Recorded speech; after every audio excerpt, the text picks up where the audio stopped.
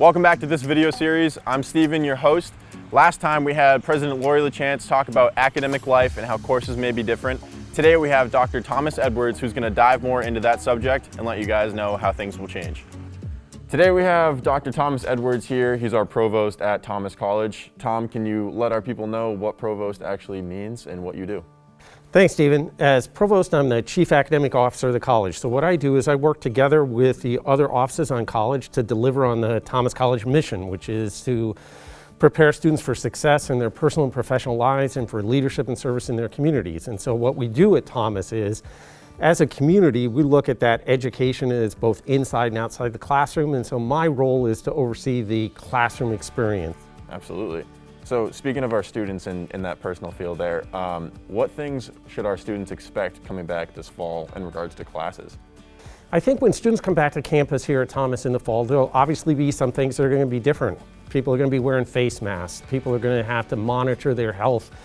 We're going to have reduced classroom sizes. But even in those kinds of things, there's going to be a lot that's going to be really consistent. Thomas has always been known for having small classes.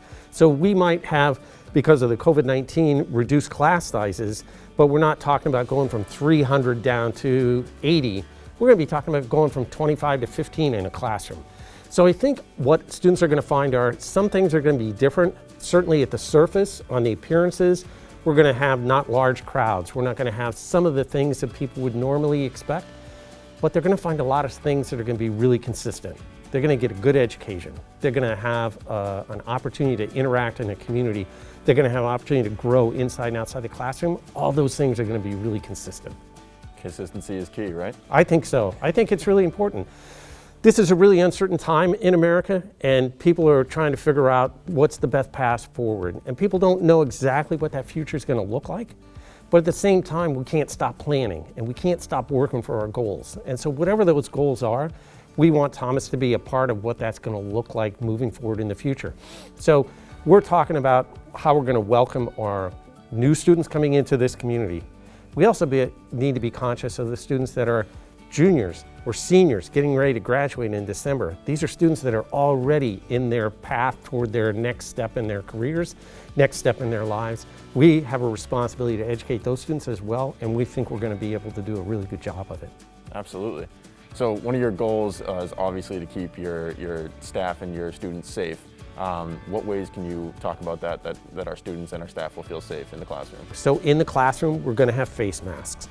There will be opportunities for specific faculty in specific classrooms to use shields, for example, if that's necessary. We're going to have to reduce, again, some of the face-to-face contact in terms of student support, so that we're going to still do tutoring, we're still going to do mentoring, we're still going to do all of those kinds of things. We're a community. The key here is we're going to take care of everybody. You spoke a little bit towards, student academic health or student academic help. Regards to TRIO and student success. So if I'm an incoming student or a returning student and I feel a little overwhelmed with my classes or what's going on, where can I go to get some assistance? Sure, it's a good question. Thomas has always provided a really nice support system and infrastructure for students. And so we have the Student Success Center, and I love the name of that place, the Student Success Center. Who wouldn't want to be at the Student Success Center, right? That's the name. The Student Success Center is sort of our umbrella for a variety of different support structures for students. So through that center, we offer tutoring. So if I'm struggling in a math class, or I need help on a paper, or whatever it might be, even time management, academic coaching, those kinds of things, there are professional staff as well as student mentors and tutors that can help us out there.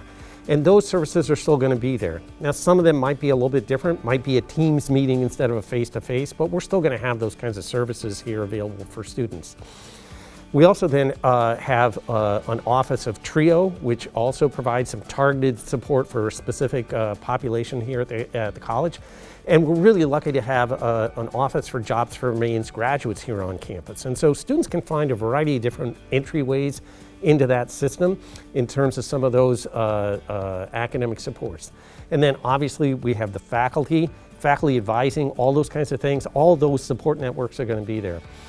And when we talk to students and we find out what are the kinds of things that make them successful, we know that when students are engaged And when they reach out and ask for help and get involved with all those support structures, that really has an impact in terms of their graduation rates and their ability to succeed in their career.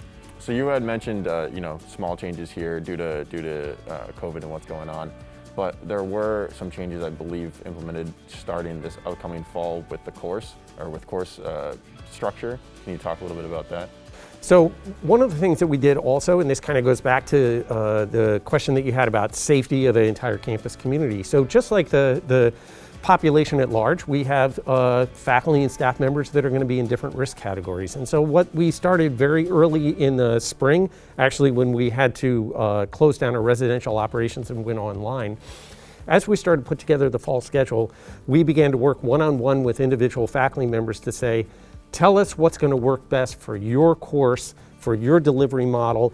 What are we going to do to make your classroom environment the best? So some of that is adjusting whether the class is going to meet 2 times a week, once a week, whether it's going to be split into a hybrid model. The other piece is we're investing a lot in technology. So we're going to invest in different options for classroom technology that will assist the different faculty members in terms of what they want to do and what they want to accomplish in the classroom. I think the faculty have been working really hard because this is obviously a shift for them in some ways. On the other hand, what I'd suggest is that when we look at the different modalities that faculty are going to be using, we're not shifting radically in ways away from what we've done before. So once again, there's going to be faculty that are going to have face-to-face classes, but just a fewer students in the classroom, not really radical changes. So if in the past we were 90% face-to-face and 10% online, we're probably going to be closer to 80-20 at this time. So not vastly different. Not vastly different. So again, some changes, but not vastly different. And in terms of consistency, my advice for students is going to be exactly the same that it was before. Be prepared, be engaged. Make sure that the education that you get is something that's not done to you, but for you. And the way to make that happen is you got to be engaged. You got to be prepared. You have to come to class, do the homework, do the reading, be prepared with questions, reach out and make the education about you. That part doesn't change either. Can you tell me how students will get information about their course schedules? So student course schedules are all available online. So if they just go into their Thomas account, check their email, they should have information there that they can get into the system. They can see their course schedules, what they're registered for, when the class meets, how often, all of that information. And then if they have any questions, they can certainly reach out to Michelle Yates in the registrar's office and she'll be able to help them. At the end of the day, we're all in this together. And we're going to succeed as a community when everybody's collaborating and everybody's working. The goal for everybody is the same. It comes back to that student success, right? It's the mission of the institution to prepare students for success. That part, when we go and talk about consistency, that's the consistent part. And it's going to look and feel a little bit different in different parts, but at the end of the day, when we're done with our education, we're going to say we delivered. Delivered.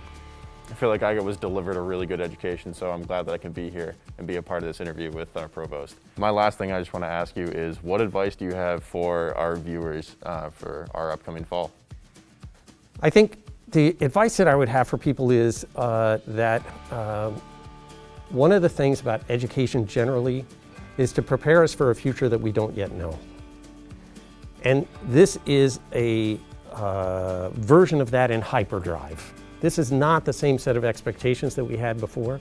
We're going to have to be flexible. We're going to have to pivot. But what I can tell you is, when we had to pivot in the spring, we wondered, how is this all going to work out? And let me tell you, Stephen, the percentage of students at Thomas College that ended up on the honors list in this spring was the highest ever in the history of the college. I know that students can do it. I know that faculty and staff can do it. I know that Thomas can do it. So thank you again, Dr. Thomas Edwards, for joining us today with this interview about academics. And we'll see you next time, and stay tuned for more safety tips on returning to campus.